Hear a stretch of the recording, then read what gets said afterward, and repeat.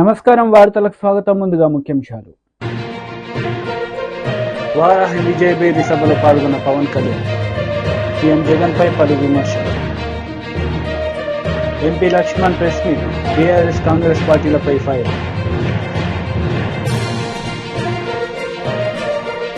ఎన్నికల సందర్భంగా CM YS Jagan మేమంతా సిద్ధం బహిరంగ సభలో పాల్గొన్నారు. ఈ సందర్భంగా పలు అంశాలపై ఆయన ప్రసంగించారు. రాజంపేటకు సంబంధించి పింఛా ప్రాజెక్టు దాదాపుగా 90% పనులు ఇప్పటికే అయిపోయి చేశాం. అన్నమయ్య ప్రాజెక్టు రేపొద్దున పూర్తి కావాలన్నా గాలేరు నగరీ కాలువ పనులు రైల్వే కోడూరు వరకు పూర్తి చెయ్యాలన్నా, ఇవన్నీ జరగాలన్నా ఏం చేయాలి?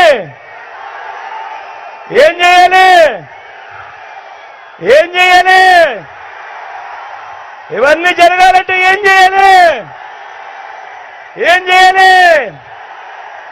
రెండు బటన్లు ఫ్యాన్ మీద నొక్కాలి. రెండు బటన్లు ఫ్యాన్ మీద నొక్కాలి. నొక్కి 175కు 175 అసెంబ్లీ స్థానాలు, 25 ఎంపీ స్థానాలకు 25 ఎంపీ స్థానాలు, ఒక్కడి కూడా తగ్గేందుకే వీలే లేదు. సిద్ధమేనా?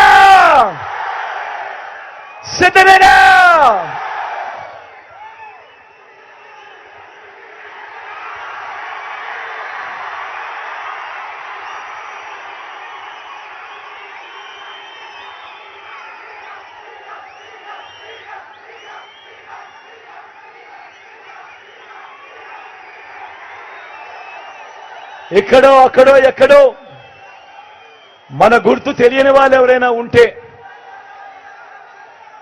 అన్నా మన గుర్తు ఫ్యాన్, తమ్ముడు మన గుర్తు ఫ్యాన్, అక్క మన గుర్తు ఫ్యాన్, చెల్లెమ్మ అక్క మన గుర్తు ఫ్యాన్, మన గుర్తు ఫ్యాన్ అమ్మా, అక్క మన గుర్తు ఫ్యాన్, అక్క పెద్దమ్మలు అవ్వలు మన గుర్తు ఫ్యాన్, తాతలు మన గుర్తు ఫ్యాన్. మంచి చేసిన ఈ ఫ్యాన్ ఎక్కడుండాలి? ఇంట్లోనే ఉండాలి. చెడు చేసిన సైకిల్ ఎక్కడుండాలి? ఇంటి బయటే ఉండాలి. తాగేసిన టీ గ్లాస్ ఎక్కడుండాలి? సింక్లోనే ఉండాలి.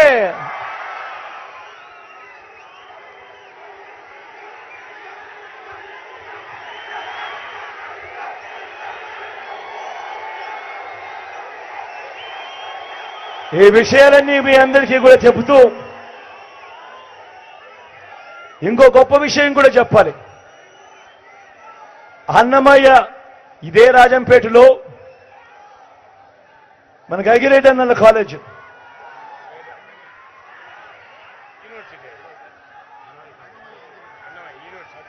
మన అన్నమయ్య కాలేజీను top 100 universities in the globe, అంటే ప్రపంచంలో టాప్ 100 యూనివర్సిటీస్ తో మన అన్నమయ్య కాలేజీను టైఅప్ చేయించి అన్నమయ్య కాలేజీను ఒక యూనివర్సిటీగా మీకు మీ జిల్లాకు ఇవ్వడం జరిగింది, రాజంపేట హెడ్ క్వార్టర్స్ గా. ఇది నిజంగా మన పిల్లలు ప్రపంచంలోని టాప్ 100 యూనివర్సిటీస్ లో భాగస్వామ్యమైన అన్నమయ్య యూనివర్సిటీలో మన పిల్లలు డిగ్రీలు తీసుకుంటారు. ఇది నిజంగా రాజంపేట చరిత్రలో ఒక పెద్ద హిస్టరీలో నిలబడిపోయే అంశం కని కూడా ఈ సందర్భంగా సగర్వంగా తెలియజేస్తా ఉన్నాను. ఈ విషయం కూడా చెబుతూ నా పక్కన అమరన్న నిల్చొని ఉన్నాడు.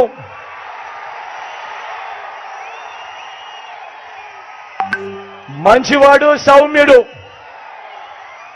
అమరన్న మంచితనం గురించి నేను వేరే చెప్పాల్సిన పని లేదు. అమరన్న మనసు. మంగళగిరి నియోజకవర్గంలో నిర్వహించిన రచ్చబండ కార్యక్రమంలో నారా లోకేష్ పాల్గొన్నారు. ఈ సందర్భంగా ఆయన పలు అంశాలపై మాట్లాడారు. దాంట్లో మొదటి హామీ, మన ప్రభుత్వం ఏర్పడిన 5 సంవత్సరాల్లో 20 లక్షల ఉద్యోగాలు కల్పిస్తాం. ఉద్యోగాలు వచ్చే వరకు ప్రతి నెల నిరుద్యోగ భృతి 3,000 రూపాయలు అందిస్తాం తల్లి. రెండో హామీ, 18 నుంచి 59 సంవత్సరాల వయసు కలిగిన మహిళలకి ప్రతి నెల 1,500 రూపాయలు ఇస్తాం. అంటే సంవత్సరానికి 18,000, 5 సంవత్సరాలు 90,000 రూపాయలు.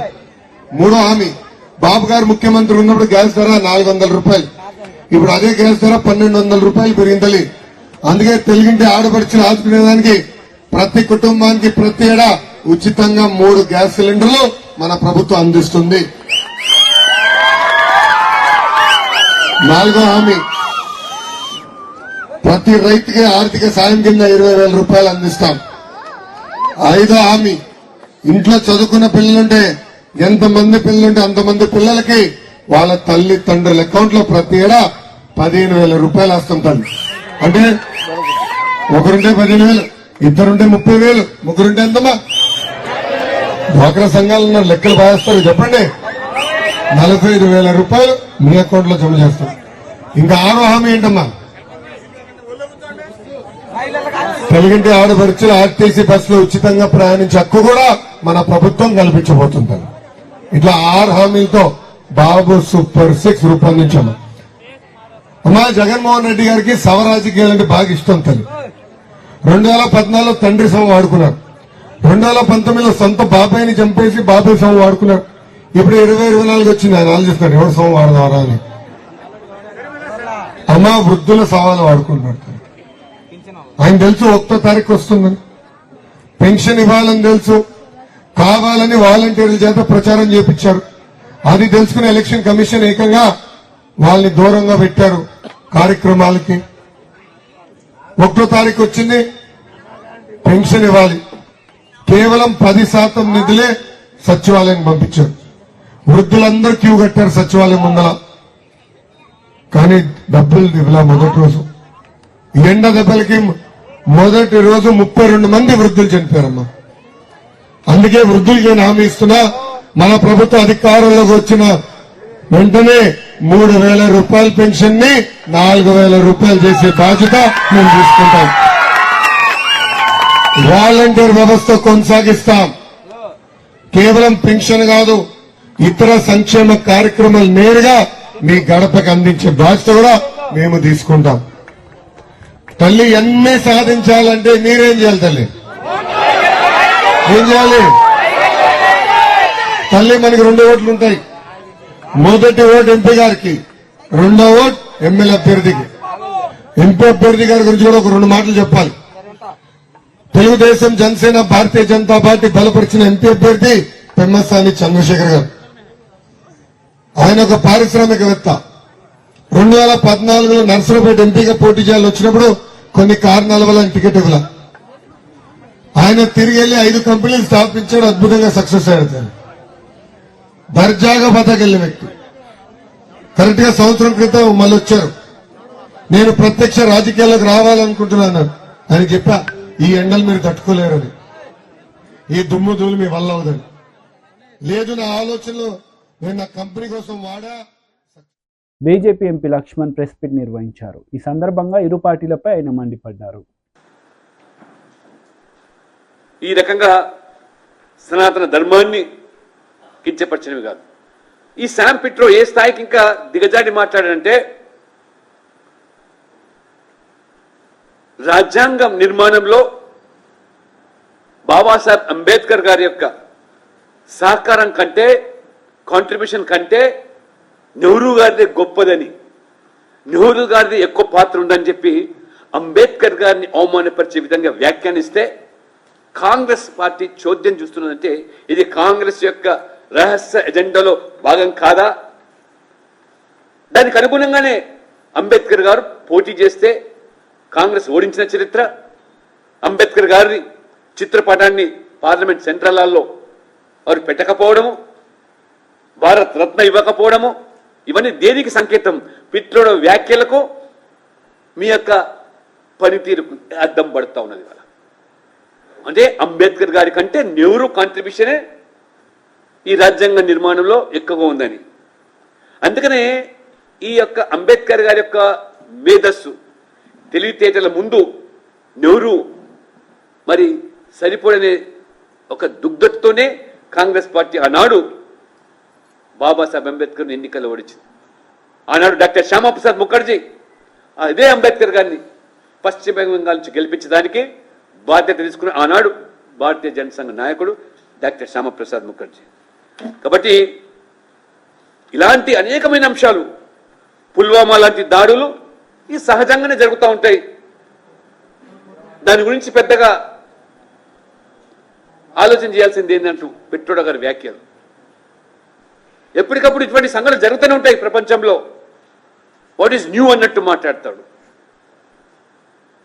అని 8 మంది వచ్చి ముంబై మీద దాడి చేస్తే, ఈ కసబ్ లాంటి వ్యక్తులు 8 మంది దాడి చేస్తే మొత్తం పాకిస్తాన్ను ఇవాళ తప్పు పట్టడం ఏమిటి అని ప్రశ్నిస్తూ ఉంటాడు.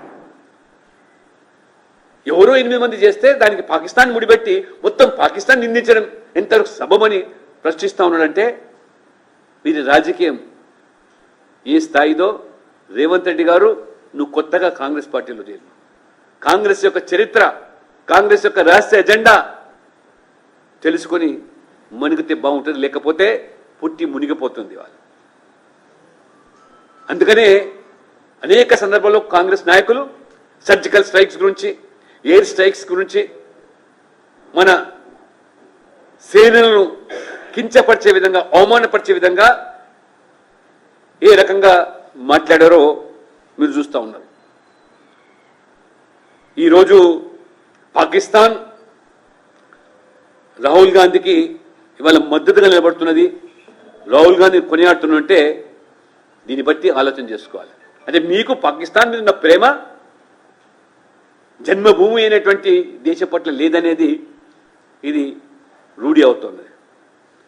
రెండోది ఇంకొకటి, ఇదే సేమ్ శామ్ పిట్రోడా 2019లో ఒక వివాదాస్పదమైన వ్యాఖ్యలు చేస్తాడు. అంటే ఈ రకంగా రెచ్చగొట్టి adding fuel to the fire అన్నట్టు 1984లో సిక్కు అల్లర్లకు జరిగినప్పుడు దాని గురించి ప్రశ్నిస్తే ఏమంటాడు? ఉవాతో ఉవా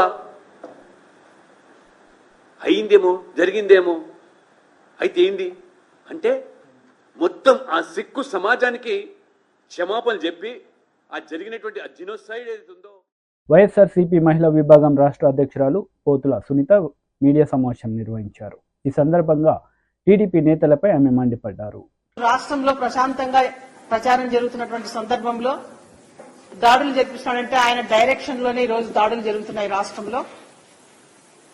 మహిళలను కూడా చూడకుండా ఎంత నీతి మాలిన నీచంగా చంద్రబాబు నాయుడు డైరెక్షన్ లో ఈ రోజు దాడులు జరుగుతున్నాయంటే రాష్ట్ర ప్రజానికమంతా కూడా ఒకసారి ఆలోచించాలి, అప్రమత్తంగా ఉండాలని చెప్పి నేను కోరుతున్నాను.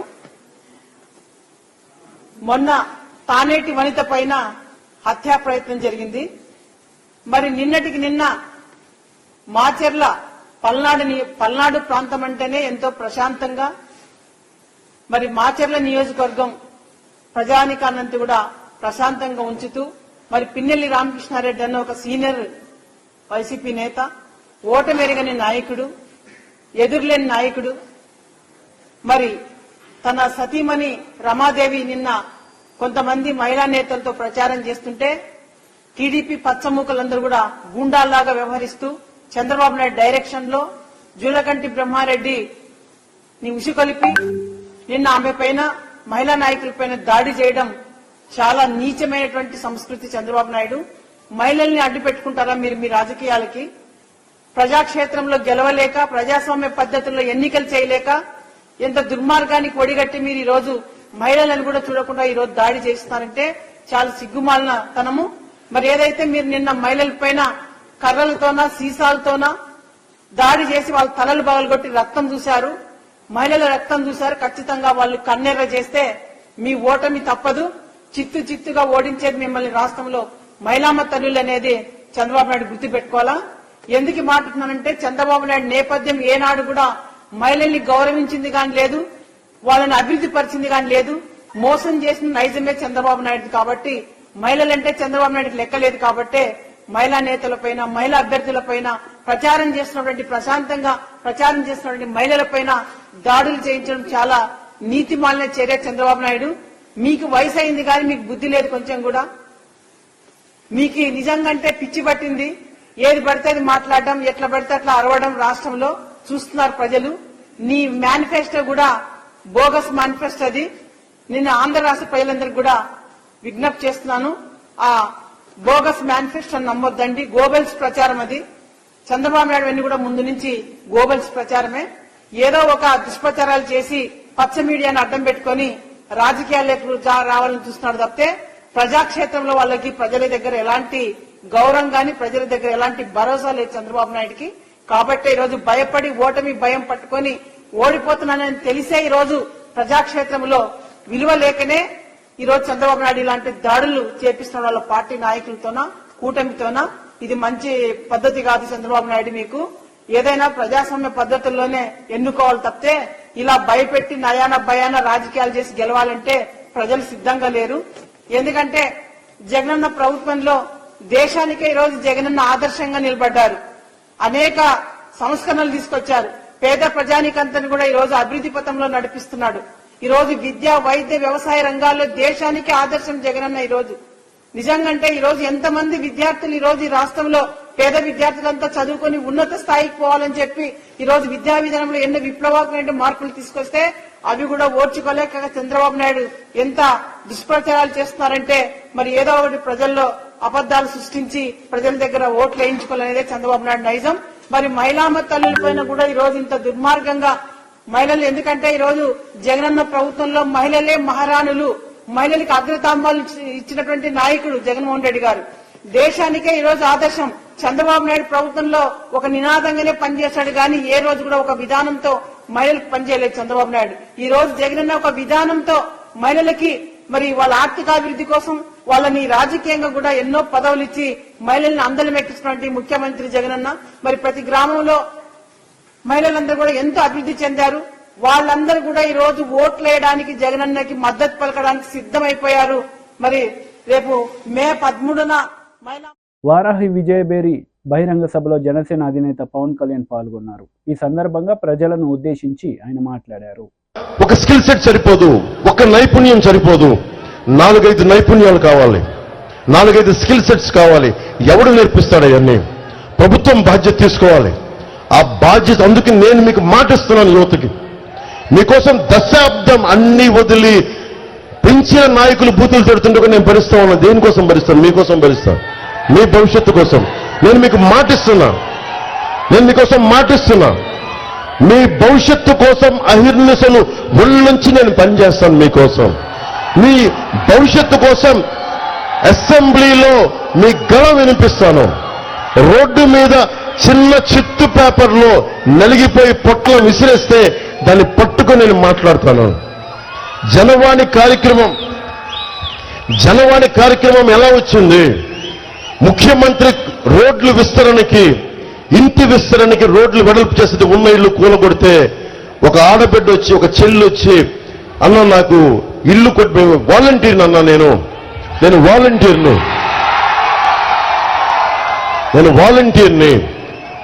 నేను వైసీపీ వాలంటీర్ని, మాకే దిక్కు లేదని ఇల్లు కొట్టేశారు, ప్రత్యామ్నాయం చూపించలేదంటే అమ్మాయి నాకు కంప్లైంట్ చేసిన 3వ రోజు 4వ రోజు బెదిరింపులు స్టార్ట్ చేశారు. ఎందుకు వెళ్ళావు నేను చంపమంటే, వాళ్ళ అన్నయ్యకి బెదిరింపులు ఇచ్చారు, చంపేస్తామని చెప్పారు. ఏం జరిగింది అంటే ఒక 10 రోజుల తర్వాత మళ్ళీ ఒక నెల రోజుల తర్వాత ఆ అమ్మాయి వచ్చి మళ్ళీ చాలా మంది ఇట్లా ఇంత జనం ఉంటే పార్టీ ఆఫీస్ దగ్గర అన్న ఇట్లా మాట్లాడితే తీసుకున్నాను. నాకు గుర్తుంది, అమ్మాయి చెప్పమ్మా నీ పేరేంటని. ఎందుకని పేపర్ తీసుకుంటే, అన్న ఒకసారి నీతో మాట్లాడాలి 5 నిమిషాలంటే 5 నిమిషాలు వెళ్తే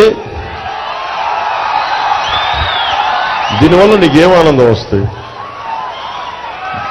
దీనివల్ల అంటే నా కోరిక ఏంటంటే, నా విన్నపం ఇది ప్రధానమంత్రి గారి మీదకి విసిరేశారు. ఉత్సాహం ఉండాలి కానీ ఇబ్బంది పెట్టేలా ఉండకూడదు. నా రిక్వెస్ట్ ప్లీజ్. నా భయం వేసింది. నన్ను ప్రధానమంత్రి గారి మీద అందరూ ఎర్రతువ్వాళ్ళు గబుక్కుని ఉత్సాహం విసిరేస్తుంటే, అరే ప్రపంచంలో అత్యంత పవర్ఫుల్ నాయకుడు మనం తక్కువ చేయకుండా మనం ఆయన్ని గౌరవించాలి. మనం జెండాలు పట్టుకొని నేను విషయాన్ని అర్థం చేసుకున్నా. నాకు తెలుసు సలసలసల కాగే రక్తం ఏం చేస్తా అన్న ఇటు చూడని చెప్పడం. మీరేం చేయాలి? తువ్వాళ్ళు ఇలా ఓపండి, తువ్వాళ్ళు ఓపండి. ఆనందం ఇసరటం వల్ల అది మన సంస్కారంగా, అది మటుకు దయచేసి నా రిక్వెస్ట్. మీ ఉత్సాహం కాదని మళ్ళీ విషయానికి వద్దాం. ఆ బిడ్డ నా దగ్గరికి వచ్చి మాట్లాడాలి, చెప్పమ్మా ఏమైందంటే వచ్చి నా దగ్గరికి ఏం చెప్పింది, అన్న ఆ రోజు నీ దగ్గరికి వచ్చి చెప్పాను కదన్నా, చెప్తే మా అన్న కనిపించట్లేదన్నా, మొన్న వారం రోజుల క్రితం మా అన్నని శవమై తిరిగి వచ్చాడన్నా, ఒక ట్రైలర్ ఆటోలో పట్టుకొచ్చారన్నా మా అన్నని. ఏం జరిగిందమ్మా అన్న ఆ రోజు నీకు వచ్చి కంప్లైంట్ చేయగానే చాలా బెదిరింపు కాల్సి వచ్చినాయి అన్న, మా అన్నని బెదిరించారన్నా. సాయంత్రం సండేకి వెళ్ళి ఆదివారం అన్న రోజున ఆదివారం ఇంటికి వెళ్ళి చేపలు కొనుక్కొస్తానని మార్కెట్కి వెళ్ళాడన్నా, ఇంటికి రాలేదన్నా. మధ్యాహ్నం రాలేదన్నా, సాయంత్రం రాలేదు. నెక్స్ట్ డే 24 గంటల తర్వాత నేను ఒంగోలుకి వెళ్ళిపోయానని ఫోన్ చేశాడంట. ఎందుకు వెళ్ళిపోయా అన్నయ్య, వాళ్ళ అన్నయ్య అమ్మాయి అడిగితే నేను చెప్తానులే అంటాడు. 72 గంటల తర్వాత అబ్బాయి శవమై ట్రైలర్లో పట్టుకొచ్చి వదిలేసి వెళ్ళిపోయారు. అమ్మాయి భయపడిపోయింది, తల్లి, ఆ బిడ్డ, వాళ్ళ అన్నయ్య. అన్నం చంపేశారు. పోలీసులు దాని మీద రెస్పాన్స్ ఇవ్వలేదు. నేను మాట్లాడితేనేమో తెలుసు కదా ప్రభుత్వం ఎలా ఉంటుందో, దాని మీద ఖాతరు చేయలేదు. నేను చెప్తున్నాను మీకు, ఆ కేసు తిరిగి రీఓపెన్ చేయిస్తాను. ఆ బిడ్డ ఏడుపు నేను మర్చిపోలేదు, ఆ చెల్లెలు ఏడుపు నేను మర్చిపోలేదు. రీఓపెన్ చేయిస్తాను ఆ కేసు. అలాగే ఎందుకు చెప్తున్నాను ఈ మాట అంటే, జనవాణి కార్యక్రమం అలా ప్రారంభమైంది. నేను వినటానికి రెడీగా ఉన్నాను. మన పశ్చిమ నియోజకవర్గం ఉంది, ఇక్కడ మనకి సమస్య ఉంది. మన నాయకుల్ని పంపిస్తాను, వెళ్ళిపోయిన నాయకుల్ని వదిలేద్దాం, కొత్త నాయకులు తయారు చేస్తాం, మీలో నుంచి పుట్టిస్తాం నాయకుల్ని. మనం ఉన్న నాయకుల్ని ముందుకు పైకి తీసుకొస్తాం. మీ సమస్యకి ఆయన ఎమ్మెల్యేగా ప్రమాణ స్వీకారం చేయబోతారు కొద్ది రోజుల్లోనే, మనకి జూన్లో. నేను తీసుకెళ్తాను, ఆయన ఎలాగ చేస్తారు ఆయనకి చెప్పక్కర్లా. కానీ ప్రత్యేకమైన అభ్యర్థులు ఏదైనా ఉంటే జనసేన దృష్టికి తీసుకురండి.